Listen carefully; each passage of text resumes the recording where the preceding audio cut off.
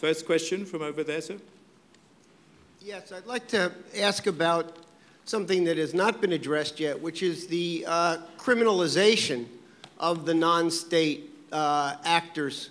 We've seen in a number of different settings from Latin America with the FARC and Sendero Luminoso, in the case of Afghanistan with a whole plethora of the insurgency groups, including Taliban, an increasing reliance on participation in international drug trafficking, weapons trafficking, money laundering, and things like that, which is somewhat changing the character of the insurgencies. And I'd like to hear something about a perspective on dealing with that dimension of this growing problem. Mitchell? Okay. One of the things that can happen to an insurgency as it degrades, and this happened in Northern Ireland, it certainly has happened in other insurgencies, is that it can turn into a criminal network. We also see examples such as Mexico, where some people are very quick to say that we're dealing with an insurgency, even though the motivation is primarily criminal economic rather than political ideological. So I think it's fairly clear in the field that there's an overlap between criminal behavior and the behavior of politically motivated groups like insurgents or terrorists. Leaving aside the legal issues for a second, I think it's very important that we avoid criminalizing behavior unless we absolutely have to. Because once you go down a certain path, for example, UN listing as a terrorist organization, as was just mentioned earlier, a lot of the options that are open to you to deal with and resolve these problems go away. And so there are times, obviously, when you're dealing with an out-and-out criminal group that's economically motivated. There are other times when you do need to criminalize behavior, but if you can avoid it, it's usually better, in my view. Mitchell, would you like to add it?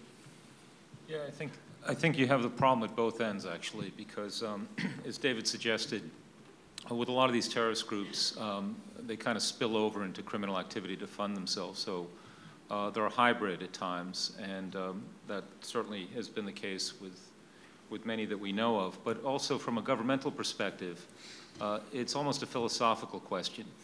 Do they see this through a counterterrorism frame, or do they see it through a law enforcement frame? And I think it's fair to say that the Bush administration saw it more from a counterterrorism angle, and the Obama administration more from a law enforcement angle. And that's going to then create all sorts of consequences in terms of the tools that are available to you and some of the approaches that might be available. So what makes it difficult is that some of these terrorist groups are both. And we haven't yet developed, in my opinion, a hybrid system from a governmental perspective to how to deal with some of these threats out there.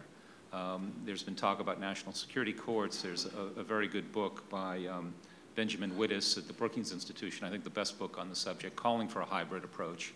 So it's both the facts on the ground as you identified them, but also from a governmental perspective, what frame you view it is going to have very, very important policy consequences. Question from over here. Mike, is this on? My question is the big obvious question out there with great implications for our policymakers. There is a lot of discussion about engaging with the Taliban. Since we have a panel of experts, what advice would you give to policymakers where they to pursue on that course? What obstacles should they expect, and how can they best achieve a solution? David?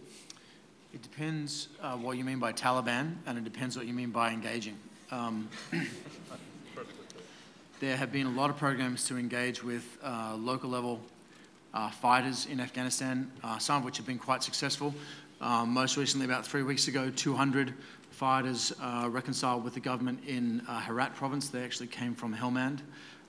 And there have been a number of other incidents throughout the summer of lower level leaders and smaller groups putting the weapon down and rejoining the political process. I've had conversations with tribal elders who've said to me that between 5 and 10% of the people that we're fighting are committed ideologically in some way to the Quetta Shura, and that the other 90 to 95% are reconcilable under certain circumstances. I think that's very true, but I think that you've got to recognize that although the vast majority of successful counterinsurgencies end in a negotiated solution, something like 80%, you have to be negotiating from a position of strength That's not where we are right now in Afghanistan, although we're getting there militarily at the moment. And then the other issue is that there have been hundreds of deals struck with the Taliban over the years. Very few of those deals have lasted more than a few days or weeks. And as Ambassador Rees pointed out, having a viable interlocutor or a viable partner in negotiations is critically important. I'm not sure that we could put our finger on precisely who would be a reliable interlocutor for the Taliban right now. It's so disruptive a group and so fragmented that any number of people could plausibly put themselves forward to negotiate, but it'd be very difficult to believe that that negotiation would result in an outcome that would stick. Final point would be that one of the things you can do when you target a terrorist group is not only disrupt it, but also shape it for negotiations. Identify the people that are most willing to negotiate and deal with their rivals in order to strengthen the possibility of a peaceful outcome. Let's go to another question. Well, I'm going to give you guys a chance to come back on issues of your own choice. I'd like to keep the pace going a bit. Let's try and get... Actually, I would like to take a bundle of questions now. I'm breaking the pattern, but let's see if it works. Let's take 3 questions and see if it works better. So, Joseph Jabali with the Lebanese Information Center. In addition to the various approaches you mentioned regarding non-state armed groups, what about the disruptions of weapons and money to these groups? I mean, based on your research, doesn't it make it easier then to bring them to the negotiating table? And specifically, for example, regarding Hezbollah, whereas we see today that Hezbollah has lost in popularity. I mean, they've been losing elections, the national elections, even lately the local elections. We've seen more challengers in their areas. And of course, they've been isolated even by the Arab world, not just by the US. So if Hezbollah does not have the hundreds of millions of money coming out from Iran and the weapons, wouldn't it make it easier for them to recognize the Lebanese legitimate institutions, to come to the negotiating tables, to be more willing to negotiate then? Thank you. okay, let's take a question from this side. Yes, my question to Mr. Rees. You mentioned that the success of General Petraeus in Iraq was achieved after finding Abu Risha, who was a young rebellion who unified the tribes against Al-Qaeda. So do you think that if he didn't find Abu Risha example in Afghanistan, then there will be no success or no victory? Thank you. And one more, sir. Yes, as Mitchell Rees had mentioned that with the passage of time, there could be even more militants or terrorists. Could you go slightly closer to the mic? Yes. Yes, Mitchell Rees had mentioned that with passage of time, there could be even more terrorists or militants. And this war is going on for the last full decade.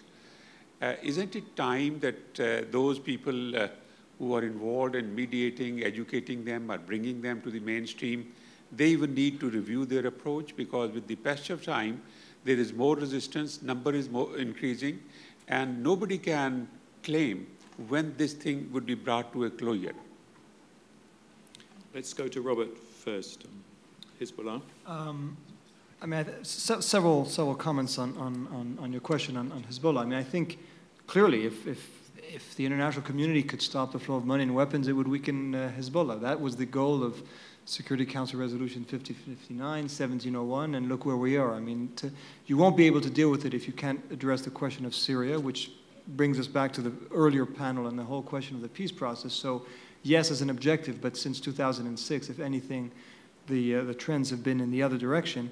I'm not, you know, you say Hezbollah has been weakened. You know, we could debate the extent to which it's been weakened. I think the Shiite community, from my experience, and you may have more, has a ambivalent relationship. They're dissatisfied with parts of Hezbollah's performance, its ideology. They may not espouse its very close relationship to Iran.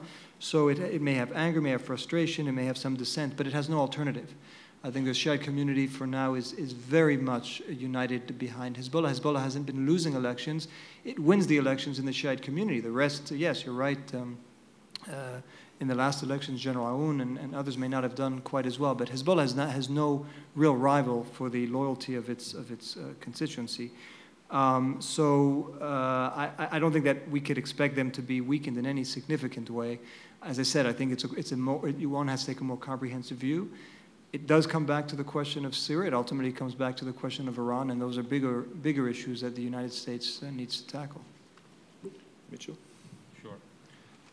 Let me talk about Abdel Sattar. A couple of years ago, David Rose wrote an article in Vanity Fair in which he said that the United States missed this wonderful opportunity to actually end the insurgency in 04-05 because we refused to talk to a number of Anbari sheikhs that were camped out in Amman, Jordan.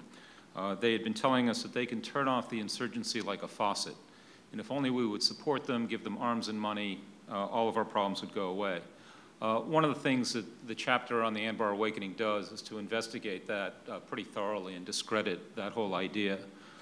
Those guys did not possess the qualities that you need. For one thing, they were not even in the country that Abdel Sattar had. And so if he didn't exist, you know, the cliche is we would have had to invent him. But the problem is we couldn't invent him. So it's not clear that the awakening would have survived without his courage and his leadership. But there were a whole host of other factors. He was a necessary but not sufficient condition. We could not have succeeded without Zarqawi overreaching and ratcheting up the violence to medieval levels that so alienated the other Sunni tribes. General Odierno and Petraeus revised the strategy, and the surge had a big impact. So there were a number of factors. Abdel Sattar was absolutely crucial, but he wasn't the only one. In terms of the gentleman suggesting that we change our approach, I think the whole conceit of my writing the book was to try to get us to talk in a more adult and responsible fashion about having governments reach out to some of these non-state actors. It's almost toxic in the United States. It's a third rail of politics to think that we're going to be talking to a whole bunch of people that really have done some pretty evil and despicable things. But the reality is that from time to time it may make sense to do so. And what the book aims to do is to try to figure out when it's in our national interest, when it's not, be able to distinguish problems like we saw with Iran-Contra, but also try to identify opportunities in the future. So there will be more. The good news, I suppose, if you want to say a silver lining, is that there'll be more opportunities for governments to make these decisions, to have these decision points in the future, and hopefully they'll be able to make them wisely. David, you want a quick comment on Iraq? No, I'd agree very much with that. I would just add the comment that one of the big factors in 2007 was that we had finally sufficient troop density and sufficient people out on the ground to protect people that turned against the Al-Qaeda. And many people had tried to do that before, and the consequences were fairly brutal. And that was, I think, one of the major differences, as the ambassador pointed out. Question from here. Can you please shed the light on the difference between Taliban and Al-Qaeda, and didn't we supported the Taliban while they been fighting with Soviet Union, and now they're fighting against us, and this can happen in any other situation, similar situation? So, I mean, talking with them then and supporting them can be taken up as hypocrisy on our behalf. And from here? Hi. My question is about Hamas and whether there's any thinking that, current thinking that there was some opportunity at the time of the political process that engaged in and the election that brought them to the Palestinian Legislative Council. Is there any kind of rethinking of that history and its aftermath, and thinking that maybe there was an opportunity to engage on a political way, given the process that has led to the election, and whether the demands of the quartet could have been brought to bear in a different way than kind of what's happened since then? Okay, and a third question, then we'll go to the panel. With respect to Afghanistan, it doesn't seem like there's anybody that represents the entire insurgency. It's so fragmented. Would we be better off negotiating with insurgents at a local level? Is there something we can do to address individual local community issues and the grievances they have? Would that be a better strategy? Thank you.